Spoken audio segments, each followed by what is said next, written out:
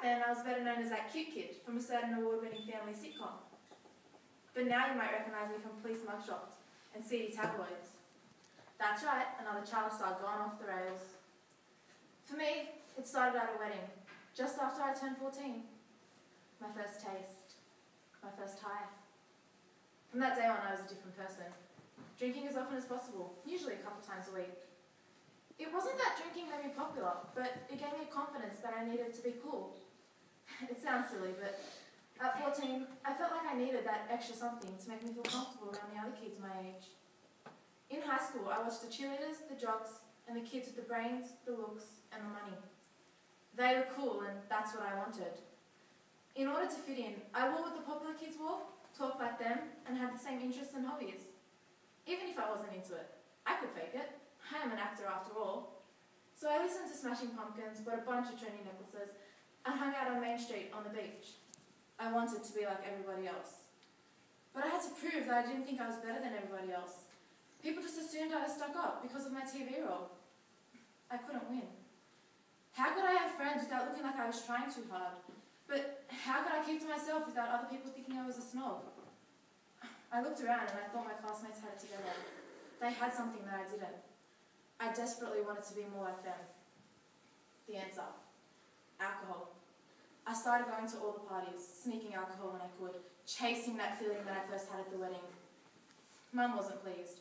I lied to her often, and every now and again she'd catch me.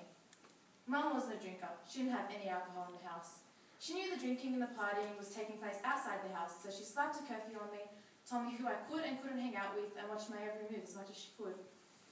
It wasn't enough. I found friends who would steal alcohol with me from other parents' liquor cabinets. My best friend, Ryan, as much of a badass as he was, wasn't into the drinking and the partying. So when we went to the winter formal and I was drinking in the limo from a flask, he wasn't happy. He tried to stop me from drinking, which wasn't fun for either of us. I found friends who had had the kind of night that I'd enjoy, and I left him behind. I needed to drink, and I was going to do so as often as possible, regardless of what he or my mum said or did.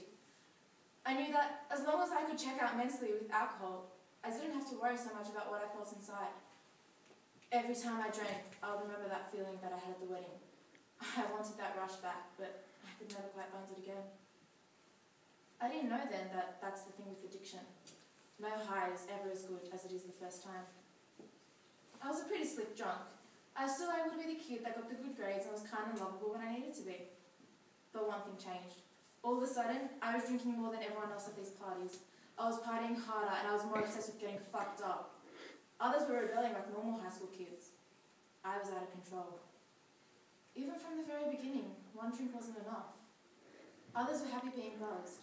I needed to be completely smashed and obliterated. I needed to prove that I wasn't that innocent little girl from that TV show, that I could party harder and get more trash than everybody else. I wanted to be the complete opposite of what people expected from my TV role. I was going to be the antithesis of my character. That was my goal. By my senior year, I felt like I had friends. Drinking equaled fun and fun equaled friendship. And towards the end of the school year, some friends and I went out on toilet pages in poor girl's house. We did the damage and drove off, but the cops caught up to us. I wasn't behind the wheel, but I was by far the drunkest in the car. As soon as the cops stopped us, I literally fell out of the car and started puking everywhere. Somehow that made me seem guilty. The cops called my mum, who came to pick me up.